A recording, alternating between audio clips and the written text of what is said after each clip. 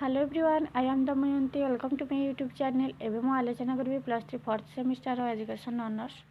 Already मु +3 1st semester ठारू 6th semester पर्यंत समस्त ओडिया और हिस्ट्री ऑनर्स समस्त वीडियो अपलोड कर सारी। सहित मु 5 और 6 सेमिस्टर राजनीति विज्ञान एवं एजुकेशन ऑनर्स मध्य समस्त वीडियो अपलोड कर सारी। फर्स्ट सेमिस्टर ठारू 4th सेमिस्टर पर्यंत समस्त कंपलसरी और इलेक्टिव पेपर मध्य आलोचना करी। आपण मैंने प्लेलिस्ट जाकि देखिपारे। तो चलतु आलोचना करबा आज विषय वस्तु। यूनिट 1 एठारे आमर 3टी पेपर अच्छी 8, 9, 10। मु 8 पेपर यूनिट 1 आलोचना करुँची। मु शॉर्ट क्वेश्चन आलोचना कर सारी। लंग क्वेश्चन आलोचना करी। क्वेश्चन नंबर 1, राजनैतिक संस्कृति कहले कौन बुझ? राजनैतिक संस्कृति दृष्टिकोणर महत्व बुझाओ। आवश्यकता होउची आविष्कार जननी। मनीष पाखरे अतीत और वर्तमान ज्ञान थाए। से भविष्यत विषय मध्य चिंता करि थाए। एही चिंता सामाजिक, आर्थिक, राजनैतिक, धार्मिक इत्यादि समस्त प्रकारर होई थाए। एगुड़िकर संचित समुदाय को संस्कृति कहा जाए। जेतेबेले संस्कृति राजनैतिक प्रसंग रे आसी थाए ताहाकु राजनैतिक संस्कृति कहा जाए। राजनैतिक संस्कृति को समस्त संस्कृति संदर्भ रे बुझा जाई थाए। राजनैतिक संस्कृति को विभिन्न विद्वानों द्वारा भिन्न भिन्न नाम रे संबोधन करि थांती बा करि जाए संविधान करा जाइछि। आलमंड एहाकु ईस्टर्न आलमंड एहाकु कार्य प्रति अभिमुखीकरण विषयर एहाकु राजनैतिक संस्कृति, ईस्टर्न परिवेश एवं स्पीर राजनैतिक शैली एर आख्या प्रदान करिसेंती। राजनैतिक संस्कृति एक समाज शास्त्रीय शब्द ଯେଉଁଥିରେ ଅନେକ ଧାରଣା ସମ୍ବଳିତ ହୋଇଥାଏ, ଯଥା ରାଜନୈତିକ ବିଚାର, ରାଷ୍ଟ୍ରୀୟ ପ୍ରକୃତି ଏବଂ ଭାବନା, ରାଷ୍ଟ୍ରୀୟ ମାନସିକତା। ପ୍ରତ୍ୟେକ ରାଜନୈତିକ ବ୍ୟବସ୍ଥାର ସ୍ଥିତି ଓ ସ୍ଥିରତା ରାଜନୈତିକ ସଂସ୍କୃତି ଉପରେ ହିଁ ନିର୍ଭର କରିଥାଏ। ସାଧାରଣତଃ ଯେଉଁ ସମସ୍ତ ଜ୍ଞାନ, ବିଶ୍ୱାସ, କଳା, ନୈତିକତା, ଆଇନ, ପ୍ରଥା ଓ ଅନ୍ୟାନ୍ୟ ସାମର୍ଥ୍ୟ ଓ ଅଭ୍ୟାସ ଗୁଡ଼ିକୁ ମନୁଷ୍ୟ ଏକ ରାଜନୈତିକ ସଦସ୍ୟ ଭାବେ ଅର୍ଜନ କରିଥାଏ, ତାହାକୁ ରାଜନୈତିକ ସଂସ୍କୃତି କୁହାଯାଏ। ପ୍ରତ୍ୟେକ ରାଜନୈତିକ ବ୍ୟବସ୍ଥାର ସ୍ଥିତି ଓ ସ୍ଥିରତା ରାଜନୈତିକ ସଂସ୍କୃତି ଉପରେ ହିଁ ନିର୍ଭର କରିଥାଏ। ସାଧାରଣତଃ ଯେଉଁ ସମସ୍ତ ଜ୍ଞାନ, ବିଶ୍ୱାସ, କଳା, ନୈତିକତା, ଆଇନ, ପ୍ରଥା ଓ ଅନ୍ୟାନ୍ୟ ସାମର୍ଥ୍ୟ ଓ ଅଭ୍ୟାସ ଗୁଡ଼ିକୁ ମନୁଷ୍ୟ ଏକ ରାଜନୈତିକ ସଦସ୍ୟ ଭାବେ ଅର୍ଜନ କରିଥାଏ, ତାହାକୁ ରାଜନୈତିକ ସଂସ୍କୃତି କୁହାଯାଏ। ଆଲମଣ୍ଡ ଏବଂ ପାୱେଲଙ୍କ ମତରେ ରାଜନୈତିକ ସଂସ୍କୃତି କୌଣସି ରାଷ୍ଟ୍ର ବ୍ୟବସ୍ଥାର ସଦସ୍ୟମାନଙ୍କ ମଧ୍ୟରେ ରାଜନୀତି ପ୍ରତି ବ୍ୟକ୍ତିଗତ ମନୋବୃତ୍ତି ଏବଂ ଆଭିମୁଖ୍ୟର ଏକ ନମୁନା ଅଟେ। A.R. ବାଲଙ୍କ ମତରେ ରାଜନୈତିକ ସଂସ୍କୃତି ଲୋକମାନଙ୍କର ରାଜନୈତିକ ବ୍ୟବସ୍ଥା ଏବଂ ରାଜନୈତିକ ପ୍ରସଙ୍ଗ ପ୍ରତି ସମ୍ପର୍କିତ ଧାରଣା ଅଟେ।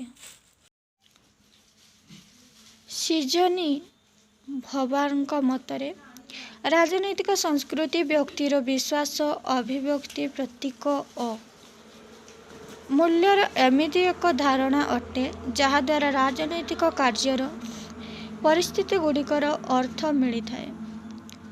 ସୁଲିଆନ ପାଇଙ୍କ ମତରେ ରାଜନୈତିକ ସଂସ୍କୃତି ମନୋବୃତ୍ତି, ବିଶ୍ୱାସ ଏବଂ ମନୋଭାବର ଏମିତି ଏକ ପିଣ୍ଡ ଯାହା ରାଜନୈତିକ କାର୍ଯ୍ୟକୁ ଅର୍ଥ ଏବଂ ସୁଚାରୁତା ପ୍ରଦାନ କରିଥାଏ ଏବଂ ରାଜନୈତିକ ବ୍ୟବହାରକୁ ନିରୂପିତ କରୁଥିବା ଧାରଣା ଓ ନିୟମକୁ ଗଠନ କରିଥାଏ। ଲୁସିଆନ ପାଇଙ୍କ ମତରେ ରାଜନୈତିକ ସଂସ୍କୃତି ମନୋବୃତ୍ତି ସୁତରାଂ ରାଜନୈତିକ ସଂସ୍କୃତି ହେଉଛି ଏପରି ଏକ ଢାଞ୍ଚା ଯାହା ସାମାଜିକ ସଂସ୍କୃତି, ସାମାଜିକ ଜୀବନକୁ ଏକୀକରଣ ପ୍ରଦାନ କରିଥାଏ। ସଂକ୍ଷେପରେ କହିବାକୁ ଗଲେ ଗୋଟିଏ ଦେଶର जनसाधारणଙ୍କ ସେହି ଦେଶର ରାଜନୈତିକ ବ୍ୟବସ୍ଥା ପ୍ରତି ଥିବା ଆସ୍ଥା ବିଶ୍ୱାସ ପ୍ରବୃତ୍ତି ମୂଲ୍ୟ ଓ ଆଭିମୁଖ୍ୟକୁ ବୁଝାଇଥାଏ। ରାଜନୈତିକ ସଂସ୍କୃତି ଶବ୍ଦର ପ୍ରଥମ ଥର ପାଇଁ ବ୍ୟବହାର କରିଥିଲେ ଆଲମଣ୍ଡ ଓ ପାୱେଲ 1966 ମସିହାରେ ବିକାଶଶୀଳ ଦେଶମାନଙ୍କ ଅଧ୍ୟୟନ ବେଳରେ ଏହା କରାଯାଇଥିଲା। ଆଲମଣ୍ଡଙ୍କ ମତରେ ରାଜନୈତିକ ତନ୍ତ୍ର ଏକ ବିଶିଷ୍ଟ ଅଭିମୁଖୀକରଣ ଢାଞ୍ଚାର ବନ୍ଧ ହୋଇଥାଏ। ଏହି ରାଜନୈତିକ ସ୍ୱତନ୍ତ୍ର ସ୍ଥାପନ ସମୟରେ ହିଁ ସମ୍ଭବ ହୋଇଥାଏ। ସମାଜରେ ବ୍ୟକ୍ତିର କିଛି ଅଧିକାର ଓ କର୍ତ୍ତବ୍ୟ ଏହା ସ୍ଥିର କରିଥାଏ। ବ୍ୟକ୍ତି ନିଜର ଅଧିକାର ଓ କର୍ତ୍ତବ୍ୟ ପ୍ରତି କେତେ ସଚେତନ ଅଛି, କେତେ ଦୂର ସେ ରାଜନୀତିକୁ ପ୍ରଭାବିତ କରୁଛି, ନିଜର ଦାବିକୁ କେତେ ଦୂର ଉପସ୍ଥାପିତ କରିପାରୁଛି, ଏହା ରାଜନୈତିକ ସ୍ୱତନ୍ତ୍ର ପରିଚାଳନା ଉପରେ ନିର୍ଭର କରେ। ଆଲମଣ୍ଡ ଓ ପାୱେଲଙ୍କ ମତରେ ରାଜନୈତିକ ବ୍ୟବସ୍ଥା ପ୍ରତି ବ୍ୟକ୍ତିର ଏକ ଦୃଷ୍ଟିକୋଣ ଆଭିମୁଖ୍ୟ ଭିନ୍ନ ଭିନ୍ନ ଉପାଦାନ ଉପରେ ନିର୍ଭର କରେ। ସେଗୁଡ଼ିକ ହେଲା ଏକ ଜ୍ଞାନାତ୍ମକ ଅଭିମୁଖୀକରଣ। ଏହାର ଅର୍ଥ ହେଲା ଜଣେ ବ୍ୟକ୍ତି ନିଜର ରାଜନୈତିକ ବ୍ୟବସ୍ଥା ପ୍ରତି ଜ୍ଞାନ ଓ ବିଶ୍ୱାସ ଅଛି। ନେକ୍ସଟ, ଆବେଗାତ୍ମକ ଅଭିମୁଖୀକରଣ।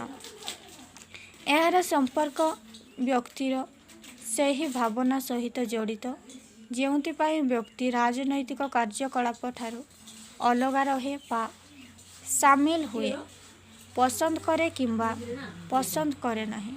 ନେକ୍ସଟ, ମୂଲ୍ୟାଙ୍କନାତ୍ମକ ଅଭିମୁଖୀକରଣ। ଏହାଦ୍ୱାରା ବ୍ୟକ୍ତି ରାଜନୈତିକ ସଂଗଠନ, ଏହାର କାର୍ଯ୍ୟ, ଲକ୍ଷ୍ୟ ଏବଂ ସଫଳତାର ମୂଲ୍ୟାଙ୍କନ କରିଥାଏ। ଯଦି ରାଜନୈତିକ ସଂଗଠନ ଏବଂ ଏହାର କାର୍ଯ୍ୟର ମୂଲ୍ୟାଙ୍କନରେ ବ୍ୟକ୍ତି ଖୁସି ହୋଇଥାଏ, ତେବେ ସେହି ସଂଗଠନ ପ୍ରତି ବ୍ୟକ୍ତିର ସହଭାଗିତା ବଢ଼ିଥାଏ।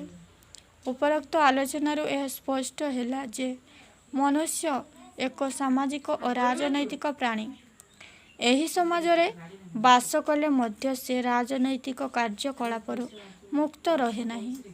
ତେଣୁ ରାଜନୈତିକ ବ୍ୟବସ୍ଥା ଏକ ପ୍ରକାରର ହେଲେ ମଧ୍ୟ ରାଜନୈତିକ ବିକାଶର ଦିଗ, ସ୍ତର ଏବଂ କ୍ରମ ବିକାଶ ଭିନ୍ନ ଭିନ୍ନ ହୋଇଥାଏ। ଏହି ଭିନ୍ନତା ସେହି ଦେଶର ରାଜନୈତିକ ସଂସ୍କୃତି ଯୋଗୁଁ ହୋଇଥାଏ। ତେଣୁ ରାଜନୈତିକ ବିକାଶ ସହିତ ବିଭିନ୍ନ ଦିଗର ବାସ୍ତବତା ଏବଂ ରାଜନୈତିକ ସଂସ୍କୃତିକୁ ବୁଝିବାର ନିହାତି ଆବଶ୍ୟକ। କ୍ୱେଶ୍ଚିନ୍ ନମ୍ବର 2, ତୁଳନାତ୍ମକ ରାଜନୀତି କହିଲେ କ'ଣ ବୁଝ? ତୁଳନାତ୍ମକ ରାଜନୀତିର ନୂତନ ଦୃଷ୍ଟିକୋଣ ଆଲୋଚନା କର। ତୁଳନାତ୍ମକ ରାଜନୀତିରେ ପାରମ୍ପରିକ ଦୃଷ୍ଟିକୋଣ, ରାଜନୈତିକ ବ୍ୟବସ୍ଥା ଏବଂ ପ୍ରତିକ୍ରିୟାର ବାସ୍ତବତାକୁ ବୁଝିବା ପାଇଁ ଓ ବର୍ତ୍ତମାନର ସିଦ୍ଧାନ୍ତକୁ ପ୍ରତିପାଦନ କରିବା ପାଇଁ ସହାୟକ ହେଲା ନାହିଁ। ତେଣୁ ବିଂଶ ଶତାବ୍ଦୀରେ ରାଜନୈତିକ ବ୍ୟବସ୍ଥା ଅଧ୍ୟୟନ କ୍ଷେତ୍ରରେ ଏକ ନୂତନ ଶୈଳୀ ଓ ପଦ୍ଧତିର ବ୍ୟବହାର ଯୋଗୁଁ ଏକ ନୂତନ ବିଷୟବସ୍ତୁର ଆରମ୍ଭ ହେଲା। ସେଥିମଧ୍ୟରୁ ତୁଳନାତ୍ମକ ରାଜନୀତି ଅନ୍ୟତମ। 1808 ମସିହାରେ ଗ୍ରାହାମ ଆଲସଙ୍କ ଏବଂ ଆର୍ଥରଙ୍କର ପ୍ରକାଶ ରାଜନୈତିକ ଅଧ୍ୟୟନରେ ଏକ ବିରାଟ ପରିବର୍ତ୍ତନ ଆଣିପାରିଥିଲା। ଦ୍ୱିତୀୟ ବିଶ୍ୱଯୁଦ୍ଧ ପରେ, ବିଶେଷ କରି 1960ରୁ 1970 ଦଶକ ମଧ୍ୟରେ ତୁଳନାତ୍ମକ ରାଜନୀତିରେ ଆଧୁନିକ ନୀତି ଓ ଦୃଷ୍ଟିକୋଣର ପ୍ରୟୋଗ ବଢ଼ିଲା। ଗ୍ରୀକ୍ ଦାର୍ଶନିକ ଆରିଷ୍ଟଟଲ ତତ୍କାଳୀନ 150ଟି ସରକାରୀ କାର୍ଯ୍ୟାବଳୀକୁ ଅଧ୍ୟୟନ କରି ରାଷ୍ଟ୍ର ଓ ସରକାରଙ୍କ କାର୍ଯ୍ୟାବଳୀ ସ୍ଥିର କରିଥିଲେ। ଆଧୁନିକ ତୁଳନାତ୍ମକ ରାଜନୀତିରେ ଅଧ୍ୟୟନ କ୍ଷେତ୍ରରେ ଡାଭିଡ ଇଷ୍ଟନ, ଆଲମଣ୍ଡ, କାଲଡାୟଟ ଓ ଫାଇନଙ୍କ ଅବଦାନ ଅତୁଳନୀୟ। 1ରେ, ନୂତନ ରାଷ୍ଟ୍ରୀୟ ଉଦୟ। ବିଭିନ୍ନ ପ୍ରକାରର ସଂସ୍କୃତି, ସାମାଜିକ ସଂସ୍ଥା ଏବଂ ରାଜନୈତିକ ବୈଶିଷ୍ଟ୍ୟ ଥିବା ନୂତନ ରାଷ୍ଟ୍ରମାନଙ୍କର ଏସିଆ, ଆଫ୍ରିକା ଓ ମଧ୍ୟ ପ୍ରାଚ୍ୟର ଉଦୟ। 2. ପଶ୍ଚିମ ରାଷ୍ଟ୍ରମାନଙ୍କର ପ୍ରଭୃତ ସମାପ୍ତି। ଆଟଲାଣ୍ଟିକ୍ ରାଷ୍ଟ୍ର ସମୂହର ପ୍ରଭୃତ ଶେଷ ଓ ଉପନିବେଶ ଅଞ୍ଚଳରେ ଆନ୍ତର୍ଜାତିକ ରାଜନୀତିର ପ୍ରଭାବ। 3. ସମସ୍ୟାବାଦୀ ରାଷ୍ଟ୍ରସମୂହ।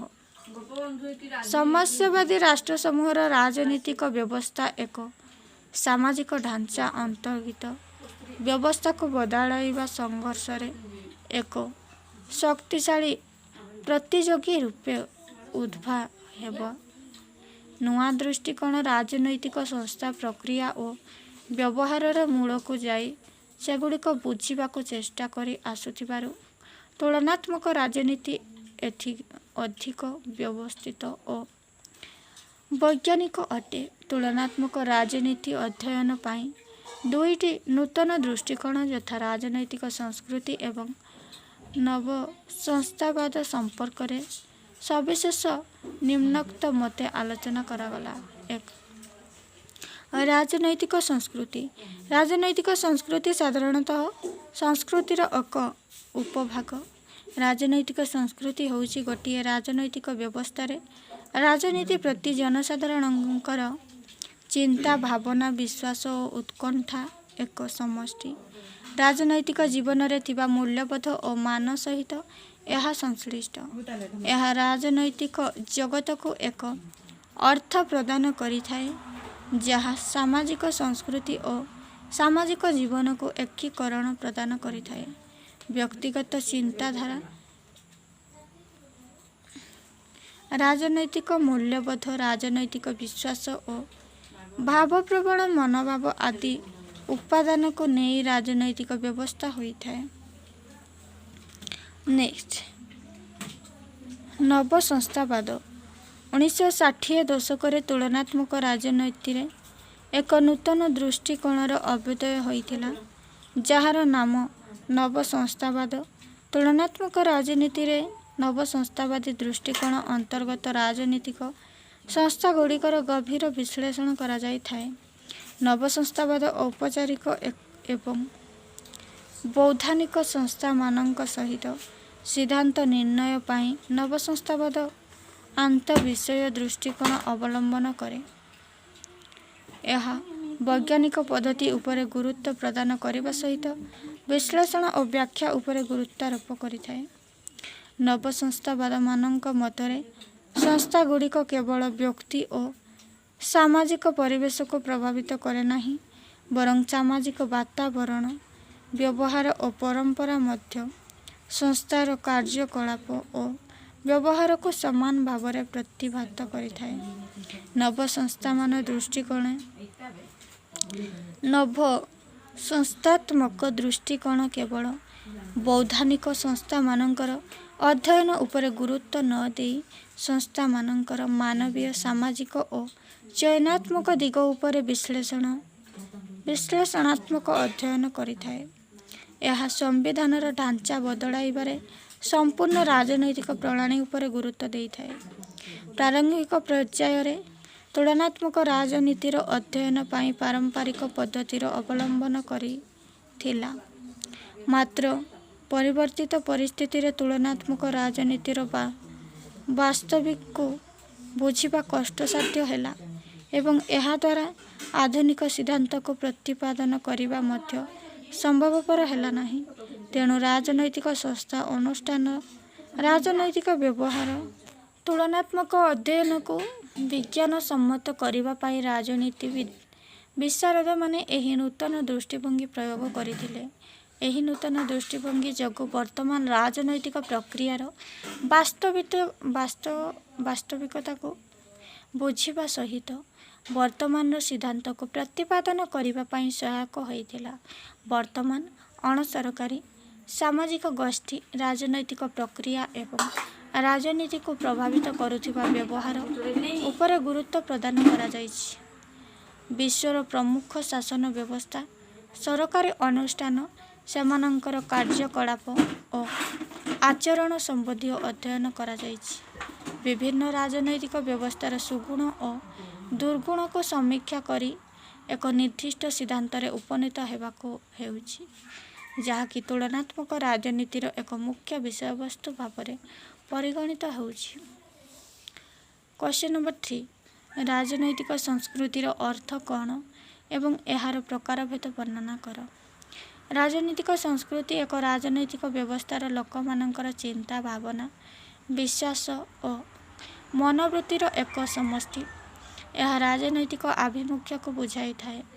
यह एक समाजशास्त्रीय शब्द ଯେଉଁଥିରେ ଅନେକ ଧରଣର ଯେପରିକି ରାଜନୈତିକ ବିଚାର ରାଷ୍ଟ୍ରର ପ୍ରକୃତି ଭାବନା ରାଷ୍ଟ୍ରର ମାନସିକତା ଜନତାଙ୍କର ନୈତିକ ମୂଲ୍ୟ ସଂଶ୍ଳିଷ୍ଟ ହୋଇଥାଏ। ଏହାର ରାଜନୈତିକ ବିକାଶର ସ୍ତର ଦିଗ ଓ କ୍ରମ ବିକାଶକୁ ସୂଚାଇଥାଏ। କୌଣସି ଦେଶର ରାଜନୈତିକ ବିକାଶ ସହିତ ସମ୍ପୃକ୍ତ ବିଭିନ୍ନ ଦିଗର ବାସ୍ତବିକତାକୁ ସେହି ପର୍ଯ୍ୟନ୍ତ ବୁଝିପାରିବା ନାହିଁ ଯେ ପର୍ଯ୍ୟନ୍ତ ଆମେ ରାଜନୈତିକ ବ୍ୟବସ୍ଥା ସହିତ ସମସ୍ତ ବା ସମ୍ବନ୍ଧିତ ରାଜନୈତିକ ସଂସ୍କୃତିକୁ ବୁଝିପାରିବା ନାହିଁ। ତେଣୁ ପ୍ରତ୍ୟେକ ରାଜନୈତିକ ବ୍ୟବସ୍ଥାର ସ୍ଥିତି ଓ ସ୍ଥିରତା ରାଜନୈତିକ ସଂସ୍କୃତି ଉପରେ ନିର୍ଭର କରିଥାଏ। ଆଲମଣ୍ଡ ଓ ପାୱେଲଙ୍କ ମତରେ ରାଜନୈତିକ ସଂସ୍କୃତି କୌଣସି ରାଷ୍ଟ୍ର ବ୍ୟବସ୍ଥାର ସଦସ୍ୟମାନଙ୍କ ମଧ୍ୟରେ ରାଜନୀତି ପ୍ରତି ବ୍ୟକ୍ତିଗତ ମନୋବୃତ୍ତି ଓ ଆଭିମୁଖ୍ୟର ଏକ ନମୁନା ଅଟେ। ଲୁସିଆନ ପାଇଲଙ୍କ ଭାଷାରେ ରାଜନୈତିକ ସଂସ୍କୃତି ଏପରି ଏକ ମନୋବୃତ୍ତି ବିଶ୍ୱାସ ଯାହା ରାଜନୈତିକ କାର୍ଯ୍ୟକୁ ଅର୍ଥ ଓ ସୁଚାରୁତା ପ୍ରଦାନ କରିବା ସହିତ ରାଜନୈତିକ ବ୍ୟବସ୍ଥାକୁ ନିରୂପିତ କରୁଥିବା ଧାରଣା ଓ ନିୟମକୁ ଗଠନ କରିଥାଏ।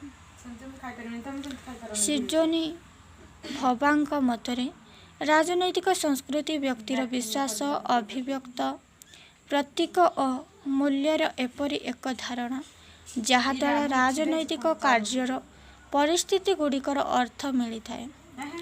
A.R. ବଲ୍ଙ୍କ ମତରେ ଅନୁସାରେ ରାଜନୈତିକ ବ୍ୟବସ୍ଥା ଓ ରାଜନୈତିକ ସମସ୍ୟା ସହିତ ସଂଶ୍ଳିଷ୍ଟ ଥିବା ସାମାଜିକ ଚିନ୍ତାଧାରା ବିଶ୍ୱାସ ଉତ୍କଣ୍ଠା ଓ ମୂଲ୍ୟବୋଧକୁ ରାଜନୈତିକ ସଂସ୍କୃତି କୁହାଯାଏ। ସଂକ୍ଷେପରେ କହିବାକୁ ଗଲେ ରାଜନୈତିକ ସଂସ୍କୃତି ରାଜନୈତିକ ଜଗତକୁ ଏପରି ଏକ ଢାଞ୍ଚା ବା ଅର୍ଥ ପ୍ରଦାନ କରିଥାଏ ଯାହା ସାଧାରଣ ସଂସ୍କୃତି ଓ ସାମାଜିକ ଜୀବନକୁ ଏକୀକରଣ କରିଥାଏ। ଏହାଦ୍ୱାରା ମନୁଷ୍ୟ ସମସ୍ତ ଜ୍ଞାନ ବିଶ୍ୱାସ କଳା ନୈତିକତା ଆଇନ ପ୍ରଥା ସାମର୍ଥ୍ୟ ଓ ଅଭ୍ୟାସ ଗୁଡ଼ିକୁ ଏକ ରାଜନୈତିକ ବ୍ୟବସ୍ଥାର ସଦସ୍ୟ ଭାବେ ଅର୍ଜନ କରିଥାଏ। ନେକ୍ସଟ ରାଜନୈତିକ ସଂସ୍କୃତିର ପ୍ରକାରଭେଦ। ଜନସାଧାରଣଙ୍କ ରାଜନୈତିକ ପ୍ରକ୍ରିୟାରେ ଅଂଶଗ୍ରହଣ କରିବା ବା ଅଂଶଗ୍ରହଣ ନ କରିବା ଧାରଣାରେ ରାଜନୈତିକ ସଂସ୍କୃତିକୁ ନିରୂପଣ କରାଯାଇଥାଏ। ଆଲମଣ୍ଡ ଲୋକମାନଙ୍କ ରାଜନୀତିରେ ସକ୍ରିୟତା ଏବଂ ଉଦାସୀନତା ଆଧାରରେ ରାଜନୈତିକ ସଂସ୍କୃତିକୁ ଦୁଇ ଭାଗରେ ବିଭକ୍ତ କରିଛନ୍ତି ଯଥା ବିଶୁଦ୍ଧ ରାଜନୈତିକ ସଂସ୍କୃତି ଓ ମିଶ୍ରିତ ରାଜନୈତିକ ସଂସ୍କୃତି। ବିଶୁଦ୍ଧ ରାଜନୈତିକ ସଂସ୍କୃତି ଏହାକୁ ଫର୍ଭା ତିନି ଭାଗରେ ବିଭକ୍ତ କରିଛନ୍ତି। ସଂକୀର୍ଣ୍ଣ ରାଜନୈତିକ ସଂସ୍କୃତି। ସଂକୀର୍ଣ୍ଣ ରାଜନୈତିକ ସଂସ୍କୃତି କହିଲେ ରାଜନୈତିକ ବ୍ୟବସ୍ଥା ପ୍ରତି ଲୋକମାନଙ୍କର ସଂକୁଚିତ ମନୋଭାବକୁ ବୁଝାଇଥାଏ। ଏହି ସଂସ୍କୃତି ମୁଖ୍ୟତଃ ସାମ୍ପ୍ରତିକ ସମାଜରେ ଦେଖାଯାଏ। ରାଜତନ୍ତ୍ର ଶାସନ ଏହାର ଏକ ଉଦାହରଣ। ଏହି ବ୍ୟବସ୍ଥାରେ ଧାର୍ମିକ ଆର୍ଥିକ ସାମାଜିକ ଓ ରାଜନୈତିକ କାର୍ଯ୍ୟର ପରିଚାଳନା ଜଣେ ବ୍ୟକ୍ତି ଓ ଶାସକ ନିର୍ବାହ କରନ୍ତି। ପଏଣ୍ଟ 2 ପରାଧୀନ ରାଜନୈତିକ ସଂସ୍କୃତି। ପରାଧୀନ ରାଜନୈତିକ ସଂସ୍କୃତିରେ ରାଜନୀତି ପ୍ରତି ଲୋକମାନଙ୍କର ଆଭିମୁଖ୍ୟ ରହିଥାଏ ମାତ୍ର ସେମାନେ ରାଜନୀତିରେ ଅଂଶଗ୍ରହଣ କରିନଥାନ୍ତି। ଏହି ବ୍ୟବସ୍ଥାରେ ଜନସାଧାରଣ ସେମାନଙ୍କ ପାଇଁ କ'ଣ କରୁଛନ୍ତି ତାହା ଉପରେ ଜ୍ଞାନ ଥିଲେ ମଧ୍ୟ ରାଜନୈତିକ ବ୍ୟବସ୍ଥାକୁ ଦଳ ବଦଳାଇବା ପାଇଁ ସେମାନଙ୍କର କ୍ଷମତା ନଥାଏ।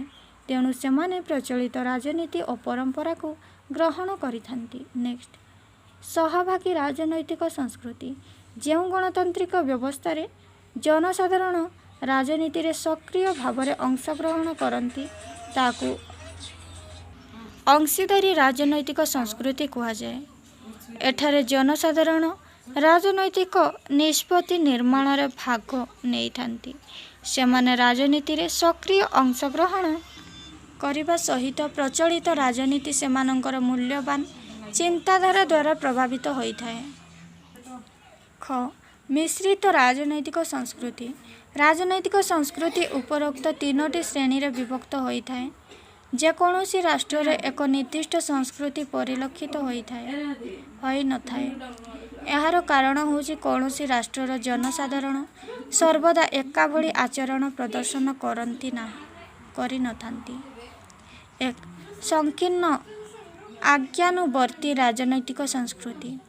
ଏଭଳି ରାଜନୈତିକ ବ୍ୟବସ୍ଥାରେ ବ୍ୟକ୍ତିର ଶାସନ ସମ୍ବନ୍ଧୀୟ ଜ୍ଞାନ ନଥାଏ, ତେଣୁ ଜନସାଧାରଣ ରାଷ୍ଟ୍ରର ଶାସନ ନୀତିକୁ ପ୍ରଭାବିତ କରିପାରନ୍ତି ନାହିଁ। ମୁଖ୍ୟତଃ ଏହା ସଂକୀର୍ଣ୍ଣ ରାଜନୈତିକ ସଂସ୍କୃତି ଓ ପରାଧୀନ ରାଜନୈତିକ ସଂସ୍କୃତିର ଏକ ମିଶ୍ରିତ ରୂପ ଅଟେ। ନେକ୍ସଟ, ପରାଧୀନ ଅଂଶୀଦାରୀ ରାଜନୈତିକ ସଂସ୍କୃତି। ଏହି ସାମାଜିକ ବ୍ୟବସ୍ଥାରେ କିଛି ବ୍ୟକ୍ତି ରାଜନୀତିରେ ସକ୍ରିୟ ଭାବରେ ଅଂଶଗ୍ରହଣ କରନ୍ତି, କିନ୍ତୁ ସେମାନଙ୍କର କୌଣସି ଶାସନ ନିଷ୍ପତ୍ତି ନିର୍ଣ୍ଣୟ ପ୍ରକ୍ରିୟା ସମ୍ଭବପର ହୋଇପାରିନଥାଏ। ଅନେକ ବ୍ୟକ୍ତି ନିଷ୍କ୍ରିୟ ଭାବେ ରହିଥାନ୍ତି। ନେକ୍ସଟ, ସଂକୀର୍ଣ୍ଣ ଅଂଶୀଦାରୀ ରାଜନୈତିକ ସଂସ୍କୃତି। ଏହି ପ୍ରକାରର ରାଜନୀତି ସଂସ୍କୃତିରେ ଦାବି ଉପସ୍ଥାପନ କରି ଅନୁଷ୍ଠାନଗୁଡ଼ିକ ସ୍ଥାନୀୟ ଓ ଜାତି ଭିତ୍ତିକ ହୋଇଥିବା ବେଳେ ନିଷ୍ପତ୍ତି ଗ୍ରହଣକାରୀ ଅନୁଷ୍ଠାନଗୁଡ଼ିକ ଉନ୍ନତ ଅଟନ୍ତି। ନେକ୍ସଟ, ସଭ୍ୟ ସଂସ୍କୃତି। ଯେଉଁ ରାଜନୈତିକ ସଂସ୍କୃତିରେ ଉପରୋକ୍ତ ତିନି ଆଦର୍ଶ ସଂସ୍କୃତି। କ୍ୱେଶ୍ଚନ ନମ୍ବର 4, ରାଜନୈତିକ ସଂସ୍କୃତି କହିଲେ କ'ଣ ବୁଝ? ଏହାର ବୈଶିଷ୍ଟ୍ୟ ଓ ଉପାଦାନଗୁଡ଼ିକୁ ବର୍ଣ୍ଣନା କର। ରାଜନୈତିକ ସଂସ୍କୃତି କହିଲେ ସେହି ଦେଶର ରାଜନୈତିକ ବ୍ୟବସ୍ଥା ପ୍ରତି ଥିବା ଜନସାଧାରଣର ଅବସ୍ଥା, ବିଶ୍ୱାସ, ପ୍ରଭୃତି ମୂଲ୍ୟ ବା ଆଭିମୁଖ୍ୟକୁ ବୁଝାଇଥାଏ। ଏହା ପ୍ରତ୍ୟେକ ରାଜନୈତିକ ବ୍ୟବସ୍ଥାର ଏକ ଗୁରୁତ୍ୱପୂର୍ଣ୍ଣ ଲକ୍ଷଣ ଅଟେ। ପ୍ରତ୍ୟେକ ରାଜନୈତିକ ବ୍ୟବସ୍ଥାର ସ୍ଥିତି ଓ ସ୍ଥିରତା ସେହି ରାଷ୍ଟ୍ରର ରାଜନୈତିକ ସଂସ୍କୃତି ଉପରେ ନିର୍ଭର କରିଥାଏ।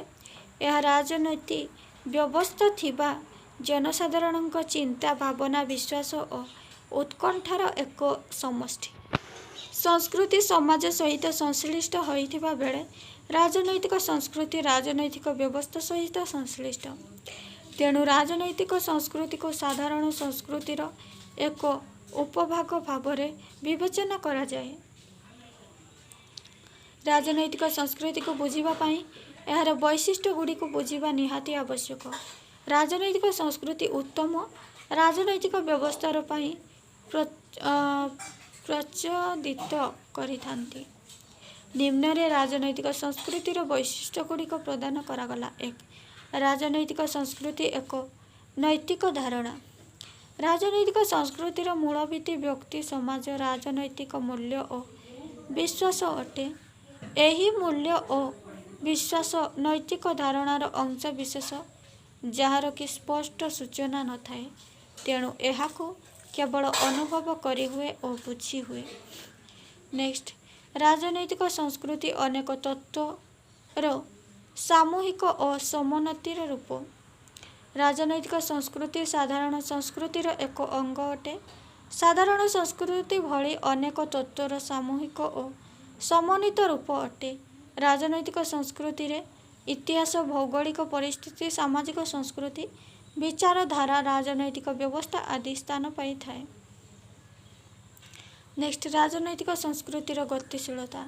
ରାଜନୈତିକ ସଂସ୍କୃତି ସାମାଜିକ ଓ ଅର୍ଥନୈତିକ ଢାଞ୍ଚା ଦ୍ୱାରା ପ୍ରଭାବିତ ହୋଇଥାଏ। ଏହାର କେତେକ ଉପାଦାନ ସ୍ଥିର ନୁହନ୍ତି, ବରଂ ନିରନ୍ତର ବିକାଶଶୀଳ ହୋଇଥାନ୍ତି। ନେକ୍ସଟ, ରାଜନୈତିକ ସଂସ୍କୃତିର ଉପାଦାନ। 1. ବ୍ୟକ୍ତିଗତ ଶିକ୍ଷା ଓ ଚିନ୍ତାଧାରା। ରାଜନୈତିକ ସଂସ୍କୃତି ସମାଜରେ ଜନସାଧାରଣଙ୍କର ସମାଜ ପ୍ରତି ଥିବା ଚିନ୍ତାଧାରାକୁ ବୁଝାଇଥାଏ। ପ୍ରତ୍ୟେକ ବ୍ୟକ୍ତିର ଚିନ୍ତାଧାରାରେ ମୁଖ୍ୟତଃ 3ଟି ଲକ୍ଷଣ ପରିଲକ୍ଷିତ ହୋଇଥାଏ। ସେଗୁଡ଼ିକ ହେଲା କ. ବିଚାରବନ୍ତ ଚିନ୍ତାଧାରା। ଏହା ସାଧାରଣତଃ ରାଜନୈତିକ ବ୍ୟବସ୍ଥାରେ ଜନସାଧାରଣଙ୍କ ରାଜନୀତି ସମ୍ବନ୍ଧରେ ଥିବା ଜ୍ଞାନ ଓ ଅଭିଜ୍ଞତାକୁ ବୃଦ୍ଧି ପାଇଥାଏ। ଖ. ପ୍ରଭାବିତ ଚିନ୍ତାଧାରା। ଏହି ଚିନ୍ତାଧାରା ମାଧ୍ୟମରେ ଜଣେ ବ୍ୟକ୍ତି ରାଜନୈତିକ ବ୍ୟବସ୍ଥା ସହିତ ସଂଶ୍ଳିଷ୍ଟ ରହେ, ଅଂଶଗ୍ରହଣ କରିଥାଏ କିମ୍ବା ପ୍ରତ୍ୟାଖ୍ୟାନ କରିଥାଏ। ଗ. ମୂଲ୍ୟାୟନ ଚିନ୍ତାଧାରା। राजनैतिक व्यवस्था राजनैतिक घटनावली सम्बन्धରେ जनसाधारणଙ୍କ भावना मतामत और विचारबोध सहित यह जड़ित। 2 राजनैतिक मूल्यबोध। राजनैतिक मूल्यबोध राजनैतिक संस्कृतिर एक मुख्य उपादान। साधारणतः जनसाधारण विभिन्न राजनैतिक घटनावली और व्यवहार सहित जड़ित। राजनैतिक संस्कृतिर परिवर्तन सहित राजनैतिक मूल्यबोधर परिवर्तन होइथाए। एही राजनैतिक मूल्यबोध भिन्न भिन्न संस्कृतिर भिन्न भिन्न होइथाए। 3 राजनैतिक विश्वास। राजनैतिक विश्वास राजनैतिक संस्कृतिर अंशविशेष अटे। सिडनी भर्बाଙ୍କ मतरे राजनैतिक विश्वास विश्व राजनीति रे देखा जाउथिबा विभिन्न घटनावली सहित संश्लिष्ट नुहे, बरं यह समस्त घटनावली सम्बन्धରେ जनसाधारणଙ୍କ प्रक्रिया सहित संश्लिष्ट अटे। एही राजनैतिक विश्वास ଯୁକ୍ତିଯୁକ୍ତ କିମ୍ବା କାଳ୍ପନିକ ମଧ୍ୟ ହୋଇପାରେ। ନେକ୍ସଟ ଭାବପ୍ରବଣ ମନୋଭାବ। ଅତୀତର ଇତିହାସକୁ ଆଧାର କରି ଜନସାଧାରଣମାନଙ୍କ ଭାବପ୍ରବଣତା ନିର୍ଣ୍ଣୟ କରାଯାଇଥାଏ। ଅତୀତରେ ଭାରତର ରାଜନୀତିରେ ରାଜତନ୍ତ୍ର ପ୍ରଚଳିତ ଥିଲା, କିନ୍ତୁ ପରବର୍ତ୍ତୀ ପର୍ଯ୍ୟାୟରେ ଭାରତରେ ଗଣତନ୍ତ୍ର ସଫଳ ହେଲା। ରାଜନୀତିରେ ଲୋକମାନେ ଶାସନ ପ୍ରତି ବିଶେଷ ଆନୁଗତ୍ୟ ପ୍ରକାଶ କରୁଥିଲେ।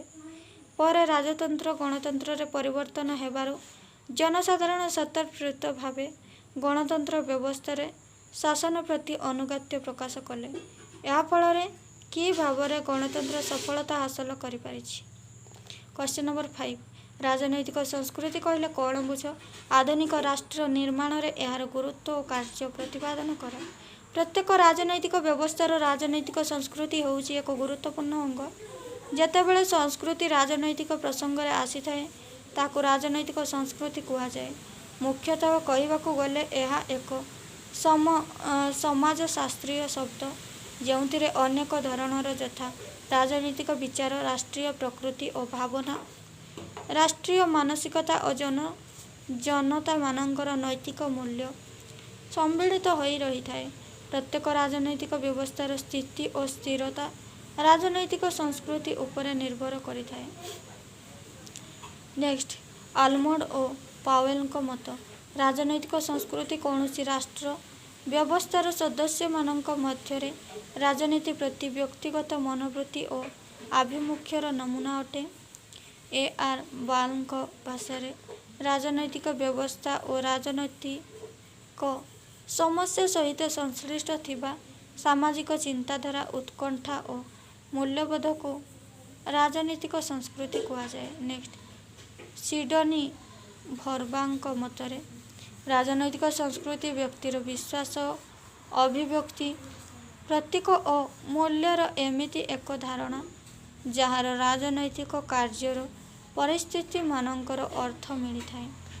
ଉପରୋକ୍ତ ସଂଜ୍ଞାମାନଙ୍କ ଆଧାରରେ ଆମେ ଜାଣିଲୁ ଯେ ଯେଉଁ ସମସ୍ତ ଜ୍ଞାନ, ବିଶ୍ୱାସ, କଳା, ନୈତିକତା, ଆଇନ, ପ୍ରଥା, ଅନ୍ୟାନ୍ୟ ସାମର୍ଥ୍ୟ ଓ ଅଭ୍ୟାସଗୁଡ଼ିକୁ ମନୁଷ୍ୟ ଏକ ରାଜନୈତିକ ବିସ୍ତାର ସଦସ୍ୟ ଭାବେ ଅର୍ଜନ କରିଥାଏ, ତାହାକୁ ରାଜନୈତିକ ସଂସ୍କୃତି କୁହାଯାଏ। ବ୍ୟକ୍ତିର ଜୀବନ ପ୍ରକ୍ରିୟାରେ ଏହା ଏକ ଗୁରୁତ୍ୱପୂର୍ଣ୍ଣ ଭୂମିକା ଗ୍ରହଣ କରିଥାଏ। ଏହାର ଗୁରୁତ୍ୱ ଓ କାର୍ଯ୍ୟ ନିମ୍ନମତେ ବର୍ଣ୍ଣନା କରାଗଲା। 1 ରାଷ୍ଟ୍ରୀୟ ପରିଚୟ। ରାଜନୈତିକ ସଂସ୍କୃତି ନାଗରିକମାନଙ୍କ ମନରେ ଏକତା ଭାବନା ସୃଷ୍ଟି କରିଥାଏ ଓ ସେମାନଙ୍କୁ ଏକ ରାଷ୍ଟ୍ରୀୟ ପରିଚୟ ଦେଇଥାଏ। ନେକ୍ସଟ ସହ-ନାଗରିକତ୍ୱ ସହ ଏକତ୍ୱ ପରିଚୟ। ରାଜନୈତିକ ସଂସ୍କୃତିରେ ଗୋଟିଏ ସମାଜରେ ସଦସ୍ୟ ନିଜର ସାଥୀ ନାଗରିକ ପ୍ରତି ଏକତା ଭାବ ସୃଷ୍ଟି କରିଥାଏ। ଏହା ପରସ୍ପର ପ୍ରତି ଆସ୍ଥା ଓ ନିର୍ଭରଶୀଳତା ରକ୍ଷା କରିବା ସହିତ ପରସ୍ପର ମଧ୍ୟରେ ମଧୁର ସମ୍ପର୍କ ରକ୍ଷା କରିବାକୁ ଚେଷ୍ଟା କରନ୍ତି। ନେକ୍ସଟ ଶାସନର ଫଳାଫଳ ଉପରେ ବିଶ୍ୱାସ। ରାଜନୈତିକ ସଂସ୍କୃତି ସରକାରଙ୍କ ଶାସନ ନୀତି, ଯାହାକି ବ୍ୟକ୍ତି, ସମାଜ ଓ ସମ୍ପ୍ରଦାୟ ପାଇଁ ଉଦ୍ଦିଷ୍ଟ, ତାହା ଉପରେ ନିର୍ଭର କରିଥାଏ। ଯେତେବେଳେ ଜନସାଧାରଣଙ୍କ ସ୍ୱାର୍ଥ ସରକାରଙ୍କ ନୀତି ଦ୍ୱାରା ପୂରଣ ହୋଇଥାଏ, ସେତେବେଳେ ସେମାନେ ପ୍ରଚଳିତ ଶାସନ ବ୍ୟବସ୍ଥାକୁ ସକ୍ରିୟ ଭାବରେ ସମର୍ଥନ କରିଥାନ୍ତି, ଯାହାକି ରାଜନୈତିକ ସଂସ୍କୃତି ନିର୍ମାଣରେ ସାହାଯ୍ୟ କରିଥାଏ। ନେକ୍ସଟ ନିଷ୍ପତ୍ତି ନିର୍ମାଣ ପ୍ରକ୍ରିୟାରେ ବିଶ୍ୱାସ। ପ୍ରତ୍ୟେକ ସମାଜରେ ରାଜନୈତିକ ନିୟନ୍ତ୍ରଣ निर्णय जड़े व्यक्ति द्वारा निया जाई थाए। गणतंत्र शासन रे जनसाधारण सेमानंकर प्रतिनिधि मानक निष्पत्ति नेबार अधिकार देइथांती। परवर्ती समय रे सेमाने जनसाधारण निकटरे उत्तरदायी होइथांती। नेक्स्ट व्यक्ति को सभ्य नागरिक रे परिणत करिबा। व्यक्ति राष्ट्र रे जन्म हेबा परे राजनैतिक समीकरण आरंभ होइथाए। यह व्यक्ति को जड़े सभ्य और सुनागरिक भाव में प्रतिष्ठित करने पाई समस्त सुविधा सुजोग प्रदान करिथाए। नेक्स्ट जटिल तथा विभिन्न परिस्थितिर समाधान। राजनैतिक संस्कृति व्यक्ति को राष्ट्र रे ताहार स्थिति अधिकार और कर्तव्य संबंध में अवगत कराई थाए। एक गणतांत्रिक राष्ट्र रे से प्रार्थी चयन सरकारी निष्पत्ति संबंध में राजनैतिक संस्कृति शिक्षा लाभ करिथाए, जहाँकि परवर्ती समय रे ताहार समस्यार समाधानर पथ आवश्यक ज्ञान प्रदान करिथाए। नेक्स्ट राजनैतिक दृष्टिभंगी संप्रसारण। राजनैतिक संस्कृति व्यक्ति मध्य सहयोग और बुझामणा पाई आवश्यक नीति नियम जगाई थाए। क्वेश्चन नंबर 6 संस्थावाद बा अनुष्ठानवाद क्या कहुए? तुलनात्मक राजनीति रे यार दृष्टिकोण आलोचना कर। वीडियो माध्यम देखी कारण वीडियो बहुत लंब हो सब गुड़िक आलोचना करने संभव नुहे। आपण मैंने नोट करने।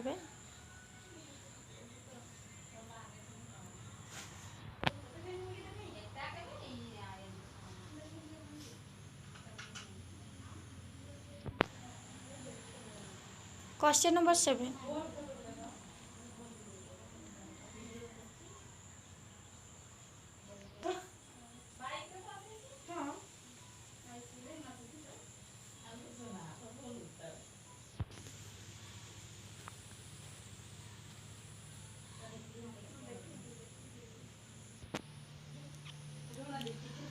समाप्त। आज आलोचना एतिक समाप्त करुच्ची। परवर्ती वीडियो रे यूनिट 2 आलोचना करी। नमस्कार।